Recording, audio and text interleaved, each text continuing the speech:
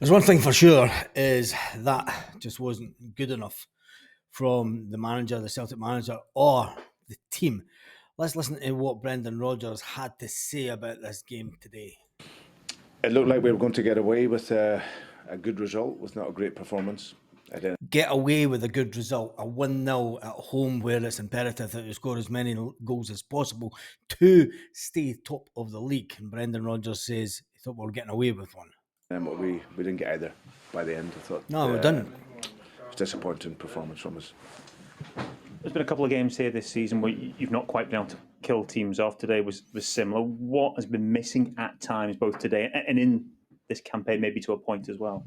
I would say Brendan Rodgers' tactics. Brendan Rodgers' tactics is to blame. We brought on another two wingers today. We used all three strikers. We're not getting enough balls in. Lewis Palmer was taken off at half time. He wasted as many chances as possible, trying to showboat and walk through players. It's just not good enough. And he's not got the quality to do that in the first place. And he should have been passing the ball a lot quicker, and that's why he was hooked at half time. Well, I think there is that in round the box, as I said, we create opportunities and maybe not making that chance. If I'm being honest, I didn't think today we created so much. There's been other games where we have been in really good positions and peppered the goal and get into really good positions, didn't take them, and then left at a nervy finish, and we end up drawing the game. Today we drew the game today, Brendan, and the Celtic fans were shouting "sack the board" and Lawwell, get to Fook at the end of the game. We got the goal with some moments in the first half, but nowhere near enough. And in the second half, we created the anxiety ourselves. You know, people have talked at times about the support. Today was nothing to do with the supporters. Today was our play that was too safe, too negative, and then we invite pressure. So not good enough. And it was really structurally quite a straightforward game for us to get through into the final third of the pitch. And then we did get through. We just lacked that finesse in our pass or decision making. And finesse. Decision making. Now, Brendan Rodgers has been full of excuses all season, and he's put it down to the last third. Today, he's saying our pressing and our passing wasn't good enough. Our finesse. He's not saying anything about the final third. He's had umpteen chances to try and change things over the course of the season. We thought he'd got it right last week with the change of tactics, but it just happens that we can't get through teams at all with Brendan Rodgers' style of play. And like I say, when you're hanging on for 1-0, or not hanging on, but you're at 1-0, then of course you can invite the pressure. And the goal we give away from being in a really good position in the final third of the pitch, the goal that we concede is very, very disappointing. So it's happened too many times. It's not as if it's just today. So it's happened too many times. This is the manager who knows what's going on with the players, knows what's going wrong with the players, and he's not been able to coach that. We're 3/4 of the way through the season. It's not as if we're at the start of the season. It's not as if we're at pre-season and we're testing things over. This is an elite manager who has been unable to change things up until this point of the season when we've only got less than, I don't know, about a dozen games to go. So we have to go away and analyse it and come back. We have a good week's training and look to get ready for our next game. You mentioned the anxiety and the part that the team played in creating that manager. How do you avoid that happening again? Because at this stage of the season, it's the waiting to happen almost. How do you diffuse that situation? Well, that's something, again, we go away and analyse and look at, and we're here to train the players, support the players, and that's our job as a manager and as a coach. You know, the mind is the key at this point of the season. It's really, really disappointing today. It will be for a few days, but then we've got to go again. We've got a really important game, and we can't afford to be dropping too many more points. Because we can't afford to drop any more points. The league, as far as a lot of people are concerned, we've just basically bent over and handed the league title to that rotten mob across the city who, let's face it, are absolutely garbage. But we are just shooting ourselves in the foot. So there is a couple of games where we can try and, if we can, win them back. But this is the time of the season where you want to be putting your nose in front just slightly, because you know the finishing line's coming, and you would rather be in that position and being behind all season. You would rather be at this point of the season. You see the finish line, you see the sprint, and we just tumbling at the last hurdle. Like I said, we've done that too many times, especially at home. You preempted my next question. At this stage of the season, is it more about what's between the ears rather than what you do on the training field to a point? And if so, how do you condition the boys for the challenges that are going to come thick and fast over the next few weeks? Challenges. This mindset should not be an issue at this end of the season. I'm sorry. For anybody that does anything professionally and consistently enough, mindset should not be the issue at this time of the season. You can do the same thing again and again 300 times. If you keep doing it wrong those 300 times, you'll always get it wrong.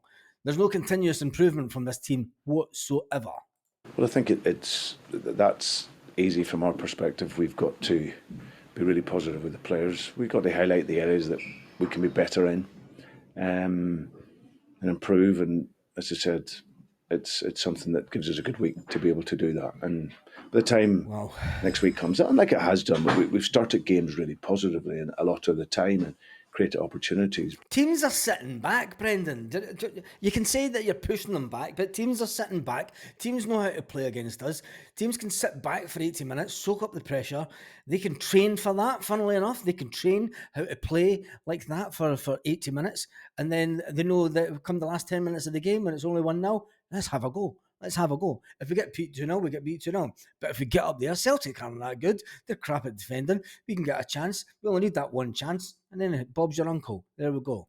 But it's when that momentum might change a little bit, or you don't quite finish a team off, how you deal with that pressure in the game. And I felt that we invited the pressure ourselves just by not circulating the ball well enough and quick enough and progressing the game. And that's something that we can highlight and look at and work on during the week. Work on during the week. That's the second time. Playing catch-up, albeit not by a huge amount, but still playing catch-up. How does that change the pitch from your point of view, and what message you need to give the players?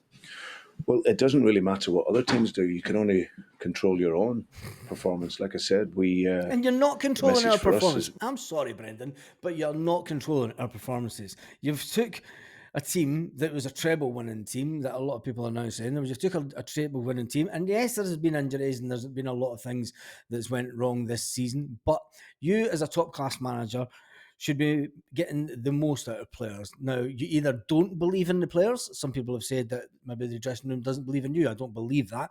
I believe that it's just your inability and your tactics that are completely to blame for us at this point of the season. We're very much focused on ourselves. There's nothing that we can do that can affect Rangers or Hearts or Kilmarnock.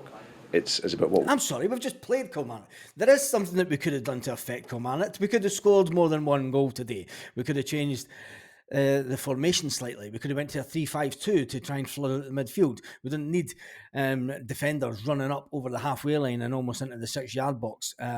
It's been proven that we don't have two wide players at the back that are good enough at defending at all.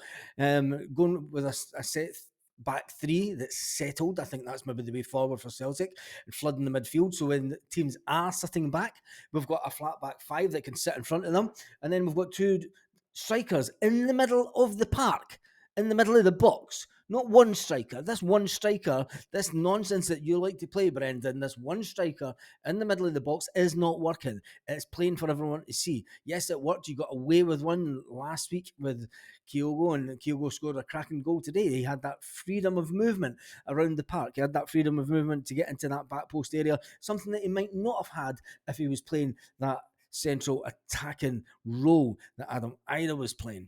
We do, and certainly today's performance wasn't at the level that we would want to be at. So at this time of the season, it's not the level you want to be at.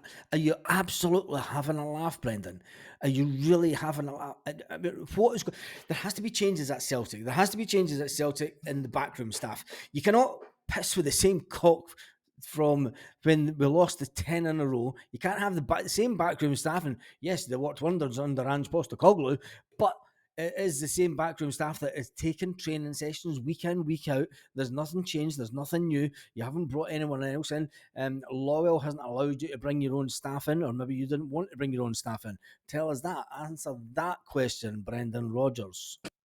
Focus has to be on us and looking to sustain the performance level, because we've played well and consistently in games, but then dropped off. So something we have to look at. Just finally, you'll have heard the Something we reaction have from to some of the look at. supporters who stayed back at the end. It wasn't great. There was obviously a disappointment there. What do you say to them, and how do you keep them on side in these important couple of months to come? Yeah, but listen, I totally get it. Today wasn't what, as a Celtic supporter, and that you want to see. I think that we might have had that reaction having won in the game 1-0, and we would have deserved that as well, because I think performance-wise No, you wouldn't have. You wouldn't have got fans shouting "sack the board" and well, get the fuck" if we had won the game today. We'd be still ecstatic that we were 3 points in head, although they would play tomorrow. The fans would not have been chanting that. So, Brendan, stop just making shit up. It was nowhere near what's needed as a Celtic player and as a Celtic team, and then that's my responsibility. I now have to go away and look at it in the week and look to get a more consistent performance level next week. And Brendan, if Brendan Rodgers can turn it around and if we can win the league, I absolutely dread going into the Champions League next season, and especially because we're not going to spend an awful lot of money. I don't believe that the board will. The board are hoarding cash for projects and maybe the next manager. There's definitely not giving Brendan Rodgers the type of player that he would expect to be able to buy at Celtic. You can go out and buy a £2 million player to replace a £2 million player, but it's still just a £2 million player. It's not going to be any better than what's on the pitch already. Anyway, tell me your thoughts in the comments. It has been a difficult day for most Celtic fans. We're at the top of the league tonight by 1 point. Tomorrow we will lose top spot in the league and we'll probably be 2 points behind them.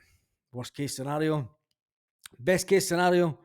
Well, they can drop some points also. Wouldn't that be a surprise if that happens? But anyway, I don't know where to go with Brendan anymore. I'm slowly seeing a man that is not capable of changing things quick enough at the club. He did change it at half time. Yes, he pulled off a player that was being a bit too ball greedy and should have done some passes earlier that maybe would have led to a goal.